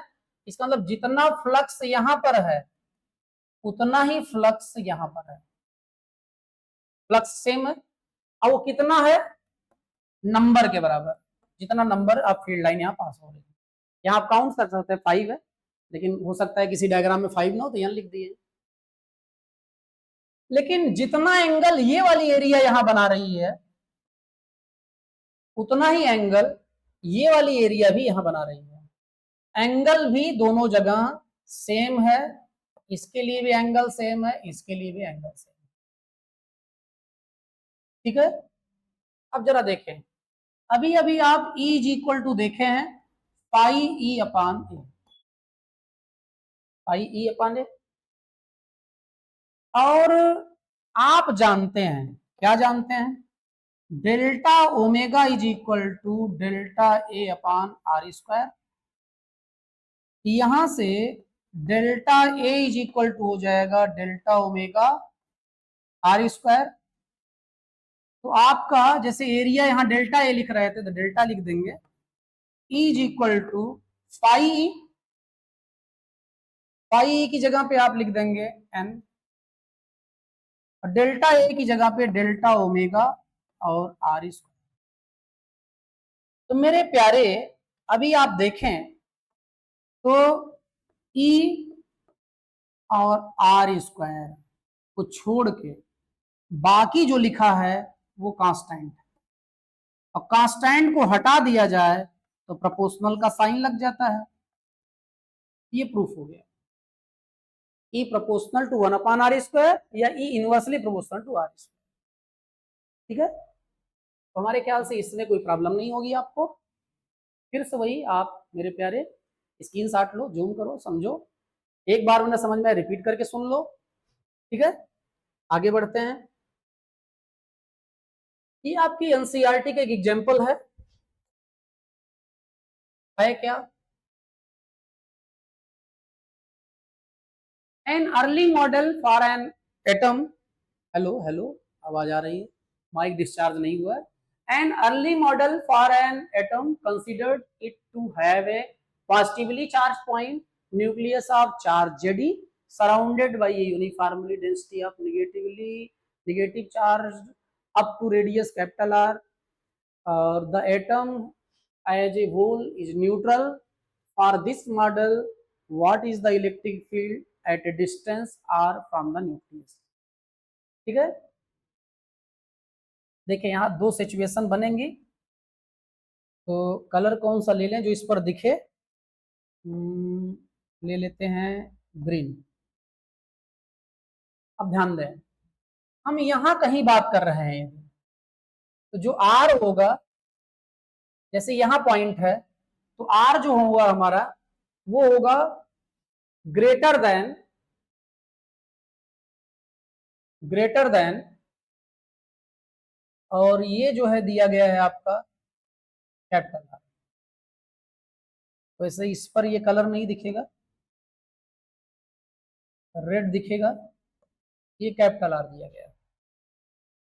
इसका मतलब ये हुआ कि सीधा सीधा आप बात कर रहे हैं आउटसाइड की। और आउटसाइड के लिए जब आप गॉसियन सरफेस ड्रा करेंगे, आउटसाइड के लिए जब आप गॉसियन सरफेस ड्रा करेंगे, तो गॉसियन सरफेस मेरे प्यारे यहां से पास होगा, और वो गॉसियन सरफेस पूरे पूरे एटम को इंक्लोज करेगा। अब पूरे पूरे एटम को जब इंक्लोज करेगा गॉसियन सरफेस, तो ई और D A cos theta, E D A cos theta is equal to आपका ये हो जाएगा 1/एप्सिलॉन नॉट, और क्यू नेट की जगह पे जीरो लिखा जाएगा। क्या लिखा जाएगा? क्यू नेट की जगह पे जीरो लिखा जाएगा। अब क्यों जीरो लिखा जा रहा है? क्योंकि पूरा पूरा एटम यदि इनक्लोज होगा तो ओवरऑल एटम जो है न्यूट्रल होता है, तो नेट चार्ज जीरो हो जाएगा, इसलिए जीरो लिखा जाएगा। और इसका मतलब यहाँ सीधा सीधा इलेक्ट्रिक फील्ड क्या आ जाएगी? जीरो आ जाएगी। तो outside the atom electric field क्या होगी? जीरो होगी। एट द भी जीरो होगी। इनसाइड की बात करें, अब इनसाइड आ गए यहाँ पे आप, और फिर आपको ये कलर दिख नहीं रहा होगा तो रेड ले रहे हैं, और यहां पर इनसाइड में जो गॉसियन सरफेस है आपका, अब वो पूरे एटम को इंक्लोज नहीं कर रहा है, तो अंदर पूरा पॉजिटिव तो है लेकिन पूरा निगेटिव अंदर नहीं है। तो अंदर इसका मतलब पॉजिटिव चार्ज ज्यादा है, पॉजिटिव चार्ज ज्यादा है तो फील्ड की डायरेक्शन आउटवर्ड हो जाएगी, और एरिया वेक्टर तो आउटवर्ड होता ही है। और एंगल यहाँ क्या हो जाएगा? यहाँ एंगल हो जाएगा मेरे प्यारे जीरो। अभी हम बात कर रहे हैं R is less than capital R. Inside की बात हो रही है, कहां की बात हो रही है? इन साइड की बात हो रही है, ठीक है।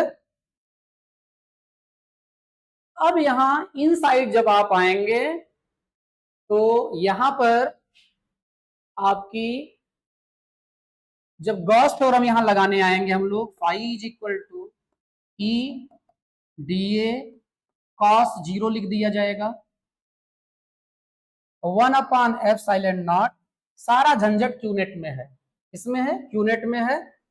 तो आप जरा देखें, अंदर ये सेव है कि प्लस जेडी चार्ज है, माइनस वाला अंदर कितना है ये नहीं पता है। हमको वही चार्ज चाहिए जो गॉसियन सरफेस के अंदर है, मतलब आर रेडियस के अंदर जितना चार्ज है, स्मॉल आर रेडियस के अंदर वही चार्ज हमको चाहिए। तो 4/3 पाई आर क्यूब रेडियस में, इतने वॉल्यूम में जो चार्ज है वो है आपका माइनस जेडी। प्लस वाले के बारे में कंफर्म है, उसकी बात नहीं कर रहे हैं। तो यूनिट वॉल्यूम में कितना हो जाएगा? तो minus Z D upon 4/3 pi R cube. अब आपको कितने में चाहिए? गॉसियन सरफेस के अंदर, तो आपको इतने में चाहिए। हाँ, क्या हो जाएगा? मल्टीप्लाई या डिवाइड? बहुत सही, आपका यहां पर हो जाएगा मल्टीप्लाई। मल्टीप्लाई हो जाएगा तो 4/3 कैंसिल हो जाएगा, पाई से पाई कैंसिल हो जाएगा। बस उबे नहीं, केवल 5-7 मिनट का मामला है, वाइंड अप करने जा रहे हैं। तो यहां पर आपका आ गया है minus Z D R cube upon capital R cube, और इसी को हम बोलेंगे इनसाइड वाला चार्ज। तो आपका ये हो जाएगा क्या? माइनस जेडी और क्या R cube upon capital R cube, ठीक है, ये हो जाएगा। यहां से ई बाहर आ जाएगा, डी हो जाएगा यहाँ पे, और 1/एप्सिलॉन नॉट जेडी आपका कॉमन है, अंदर हो जाएगा 1 minus R cube upon capital R cube, और यहां से डीए का इंटीग्रेशन हो जाएगा 4πr², वो उधर चला जाएगा, तो 1/4πr², और Z D upon epsilon naught 1 minus R cube upon capital R cube, ठीक है। और मेरे प्यारे जो है यहां पर आप चाहें तो आप पहली बात तो यहां रीजन लिख देंगे, integration of D A is equal हो गया आपका 4πr², और ये हो जाएगा 1/4πεo 1 क्या जेडी, और ये r², यहां आ जाएगा 1/r², और यहां एक r बचेगा आर क्यूब, ये आपका फाइनल फार्मूला हो जाएगा, ठीक है। अब आपके दो न्यूमेरिकल और रह जा रहे हैं, आप ध्यान देंगे, और वो कौन कौन से हैं जरा आप पहचान ले, पहले तो स्क्रीनशॉट लेके इसे समझें आप। और दो न्यूमेरिकल जो आपके रह जा रहे हैं, एक आपका ये रह जा रहा है, तो ये जरा ध्यान देंगे, आपको अभी पीवाई को मिल जाएगा जो हम लोग कल सॉल्व करने जा रहे हैं। ये दूसरा वाला भी जो रह जा रहा है, ये भी पीवाई को मिल जाएगा, कल सॉल्व कर लेंगे हम लोग। तो आज वीडियो को वाइंड अप करते हैं यहीं पे, और मेरे प्यारे वो अपनी पुरानी परंपरा को निभाते हुए आपने इतना साथ दिया हमारा, इसके लिए आपको बहुत बहुत धन्यवाद, क्योंकि आजकल के बच्चे पढ़ लें यही बहुत बड़ी बात है, इसलिए आपको बहुत बहुत धन्यवाद देते हैं मेरे प्यारे। अब आप भी चाहें धन्यवाद देना तो थैंक्स आप कमेंट में लिख सकते हैं मेरे प्यारे। तो फिर से वही, arise awake and stop not till the goal is achieve, उठो जागो और आगे बढ़ो, जब तक लक्ष्य प्राप्त न हो जाए तब तक रुकना नहीं है मेरे प्यारे। आनंद सिंह ये कहते हैं आपको कि आप मुझे समय दो मेरे प्यारे, मैं आपको आपके सपने दूंगा, 100% श्योर है, ठीक है।